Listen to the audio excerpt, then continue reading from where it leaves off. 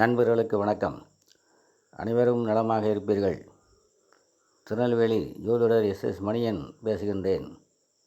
எனது ஜோதிட ஆசானும் எனது தந்தையுமாகிய கோயில்பட்டி திரு கே சங்கரன்பிள்ளை அவர்களையும், ஜோதிட மாமேதை ஜோதிட கலையரசு ஐயா ஆதித்ய குருஜி அவர்களையும் வணங்கி, இன்றைக்கு குரு சுக்கிர கிரகங்களின் பார்வைகளையும் சுக்கிரன் பாவத்துவனில் இருக்கும்போது தரும் பலன்களையும் பார்ப்போம். எந்த ஒரு ஜாதகத்திலும் இயற்கை சுவர்களான குருவும் சுக்கிரனும் பலவீனம் அடையக்கூடாது என்பது ஜோதிடத்தின் ஒரு மறைமுகமான விதி. ஒரு மனிதன் எதையும் நல்லவிதமாக அனுபவிக்க இந்த இரு கிரகங்களின் தயவு தேவை. பூமிக்கு வலதுபுறமும் இடதுபுறமும் இரு வேறு நிலையில் இவ்விரு கிரகங்களும் இருப்பதால், ஜோதிடத்தில் இவ்விரண்டு கிரகங்களும் வடதுருவம் தென் துருவம் எனும் அமைப்பில் இரண்டின் எதிரெதிர் நிலைகளில் குறிக்க ஜென்ம விரோத கிரகங்களாக வகைப்படுத்தப்படுகின்றன. இவ்விரண்டு கிரகங்களின் செயல்பாடுகளை சொல்ல வேண்டுமெனில், ஒரு மனிதனை இப்படித்தான் வாழ வேண்டும் என வகைப்படுத்துபவர் குரு. அவனை எப்படியும் வாழலாம் என உற்சாகப்படுத்துபவர் சுக்கிரன். உலகில் உள்ள அனைத்து சொகுசான விஷயங்களுக்கும் சொந்தக்காரர் சுக்கிரனாவார். பணத்தை பணம் என்று பாராமல் தண்ணீர் போல செலவழிக்கும் குணத்திற்கும், நீரைப் போல செலவு செய்தாலும் அது ஊற்றைப் போல சுரந்து கொண்டே இருக்கும் நீடித்த வருமானத்திற்கும் ஒரு மனிதனின் ஜாதகத்தில் சுக்கிரன் மிகவும் வலுவாக இருக்க வேண்டும். ஜோதிடத்தின் பல்வேறு விதிகளை ஒட்டுமொத்தமாக ஒரே குடைக்குள் கொண்டு வந்து சுருக்கமாக சுபத்துவம், பாவத்துவம் மற்றும் சூட்சுமவலு என்கின்ற ஐயா ஆதித்ய குருஜி அவர்களின் கோட்பாட்டின்படி, தற்போது இந்த அமைப்பில் ஒரு கிரகத்தை சுகத்துவப்படுத்துவதில் முன்னிலை வைப்பவர்கள் குருவும் சுக்கிரனும் தான். பாரம்பரிய ஜோதிடத்தில் சுக்கிரனுக்கு அரைப்பார்வை மட்டுமே உண்டு என்று குறிப்பிடப்படுகிறது. இதனை குருவின் பார்வையோடு ஒப்பிடும் பொழுது சுக்கிரனின் பார்வை 50% நற்பலன்களை தரும் என்று எடுத்துக்கொள்ள வேண்டும். அதாவது, பார்வை பலத்தில் குருவுக்கு நிகர் குருதான். குருவின் பார்வையால் ஒரு கிரகமோ பாவகமோ அடையும் சுகத்துவத்தில் பாதி அளவிற்கே சுக்கிரனின் பார்வை சுகத்துவப்படுத்தும் என்பதே இங்கே சுட்டி காட்டப்படும் உண்மை. இந்த பார்வை பலம், இவ்விரு கிரகங்களின் அளவு, இவை பூமியிலிருந்து இருக்கும் தூரம், சூரியனிடமிருந்து இவை வெறும் ஒளிநிலை மற்றும் அதனை பிரதிபலிக்கும் திறன் ஆகியவற்றை கொண்டு கணக்கிடப்படுகிறது. சூரிய மண்டலத்திலேயே மிகப்பெரிய அளவிலும் ஒளியை பிரதிபலிக்கும் தன்மையில் வாயு கிரகமாகவும் குரு இருப்பதால் தான் குருவின் பார்வைக்கு ஜோதிடத்தில் மிகப்பெரிய சிறப்பு இருக்கிறது. சுக்கிரன் குருவை விட அளவில் மிகச் சிறியது. தவிர ஒளியை அதிக திறனோடு பிரதிபலிக்கும் வாயு கிரகம் அல்ல அது. சுக்கிரன் நமது பூமியை போன்ற கல்லும் மண்ணுமான திடப்பொருட்களால் ஆனது. இந்த விஞ்ஞான காரணங்களிலாயே ஜோதிடத்தில் குருவின் ஒளி பிரதிபலிப்பு திறனிற்கும் சுக்கிரனின் ஒளி பிரதிபலிப்பு திறனிற்கும் வித்தியாசங்கள் கண்டறியப்பட்டு, குருவின் பார்வையை விட சுக்கிரனுக்கு பாதியளவே பார்வை உள்ளது என்று ஜோதிடத்தில் சொல்லப்பட்டது.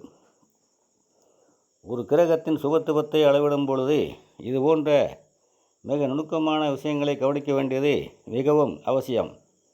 சுபத்துவம் சூட்சுமவலு கோட்பாட்டின் மூலம் ஒரு கிரகம் என்ன பலனை தரும் என்பதையும், ஒரு ஜாதகத்தின் உயர் தாழ்நிலையும் துல்லியமாக அறியலாம் என்பதால் தான் இப்பதிவில் குருவின் பார்வைக்கும் சுக்கிரனின் பார்வைக்கும் உள்ள வித்தியாசத்தை குறிப்பிட வேண்டியிருக்கிறது.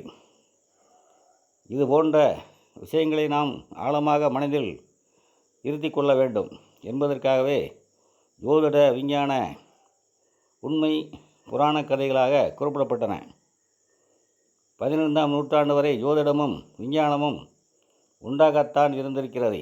குறிப்பாக சொல்லப்போனால் இன்றைய நவீன விஞ்ஞானத்தின் வானவியல் பண்டைய ஜோதிடத்தின் அஸ்திவாரத்தில்தான் அமர்ந்திருக்கிறது. வாமனர் மகாபலி சக்கரவர்த்தி கதையில் ஒரு நிகழ்ச்சி சுக்கிரனின் பார்வையின் சூட்சுமத்திற்காக சொல்லப்பட்டது. அசுரர்குல அரசரான மகாபலியின் ராஜகுருவாக சுக்கிரனை உருவகப்படுத்தி மகாவிஷ்ணு வாமன அவதாரம் எடுத்து 3 உலகையும் மகாபலியிடம் தானும் கேட்கையில் வந்திருப்பவரின் நோக்கத்தை அறிந்த சுக்கராச்சாரியார் மகாபலியை தடுப்பதாகவும், குலகுருவின் பேச்சை கேட்காமல் அரசன் தானம் கொடுக்க எத்தனிக்கும் பொழுதே தாரை வார்த்து கொடுக்கப்படும் பாத்திரமான கமண்டலத்தின் நீர் வெளியேறும் துவாரத்தில் சுக்கராச்சாரியார் வண்டாக மாறி உள்ளே நுழைந்து அடைத்து கொள்ள தர்ப்ப புல்லால் நோண்டப்பட்டு சுக்கிரனின் ஒரு கண் குருடானது என்பது சுக்கிரனின் பார்வை திறனை நாம் உணர்ந்து கொள்ள ஜோதிடத்துக்காக சொல்லப்பட்ட ஒரு கதைதான். ஜோதிடத்தில் சுக்கிரனுக்கென சில தனி பண்புகள் இருக்கின்றன. சுக்கிரன் வலுவான நிலையை கொண்ட அமைப்பில் பிறந்தவர் எந்த ஒரு நிலையிலும் கவர்ச்சியான தோற்றத்தை கொண்டவராக இருப்பார்.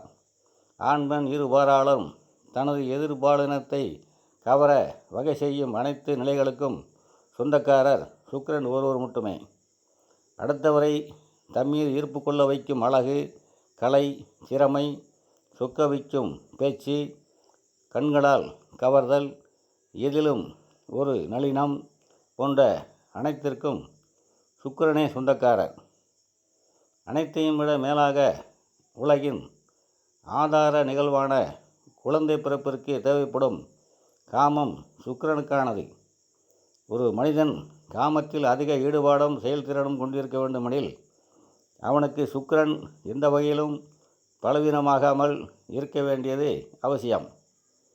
அதே நேரத்தில் சுக்கிரன் தன்னுடைய சுபத்துவத்தை விட்டு விலகி மிகுந்த பாவத்துவம் அடைந்திருக்கும் நிலையில் ஒரு மனிதனை காமத்தின் அடிப்படையில் மிகுந்த தொல்லைகளுக்கு உண்டாக்குவார்.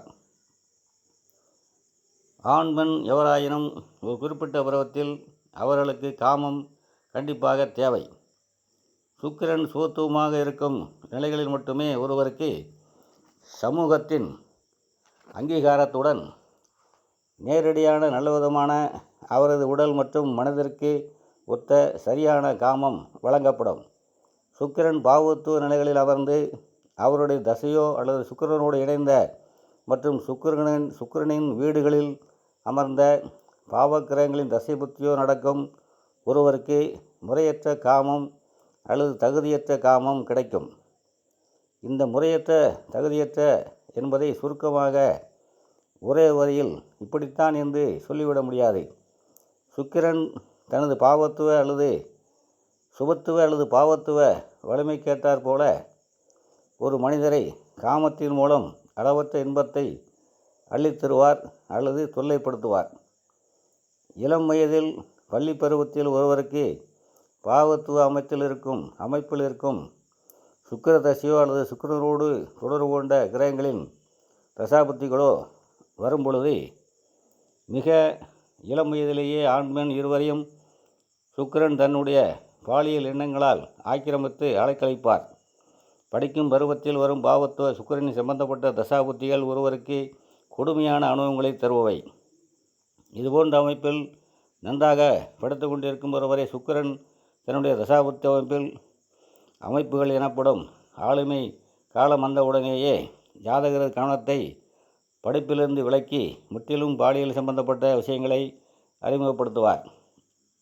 எதிர் பாலினத்தவர் மீது ஈர்ப்பினை உண்டாக்கி அவருடன் பேசுவது, அவரை பற்றி நினைத்து கொண்டிருப்பது, அவருடன் உறவு வைத்திருப்பது போன்ற கற்பனைகள், எந்த நேரமும் கனவு கண்டு கொண்டிருப்பது, மனம் உலகத்தோடு ஒட்டாத நிலை, தனிமையில் இருக்கும் பொழுதோ அல்லது இரவு நேரங்களிலோ பாலியல் நினைவுகளை விட்டு அகல முடியாமல் இருப்பது, காமத்திற்காக பெற்றவர்கள் கல்வி எதையும் துறக்க தயாரான நிலை போன்ற விஷயங்களை சுக்கிரன் செய்வார்.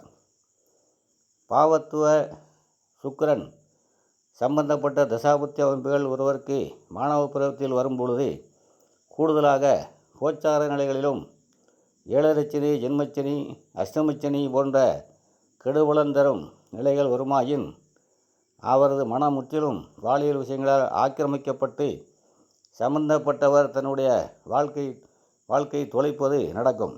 இதுபோன்ற நேரங்களில் குடும்பத்தில் பெற்றோருக்கும் சரியில்லாத கோச்சார நிலைகள் தசாபுத்திகள் நடந்தால் ஜாதகர் தடம் மாறுவார் அல்லது குடும்பத்தை தலைகுனி வைப்பார். சுக்கிரனின் தசாபுத்திகள் வரும் நிலையில் பருவ வயது குழந்தைகளை பாதுகாப்பதும் எதிர்கொள்வதும் மிகவும் சங்கடமான ஒன்று. எப்படி இவர்களை வழிநடத்துவதை மாற்றுவது என்று தலையை பீத்து கொள்ளும் அளவிற்கு பெற்றோர்களுக்கு சோதனைகளை பருவ வயதினர் தருவார்கள். இதுபோன்ற நிலைமைகளில் குழந்தைகளை பாம்பு என்று அடிக்கவும் முடியாமல் கயிறு என்று தாண்டவும் முடியாத ஒரு நிலையில் பெற்றவர்கள் சிரமங்களுக்கு உள்ளாக வேண்டியிருக்கும். 10ஆம் வகுப்பு வரை பள்ளியிலேயே முதல் மாணவ மணியாக இருந்த ஒருவரை 12ஆம் வகுப்பு வரும்பொழுது பாவத்துவ சுக்கிரன் அல்லது சுக்கிரனின் சம்பந்தப்பட்ட தசாபுத்திகள் தலைகுப்புற கீழே தள்ளி இவர் தேர்ச்சி அடைவாரா மாட்டாரா என்று சந்தேகப்படும் அளவிற்கு முற்றிலும் தலையில் சம்பவங்கள் நடக்கும்.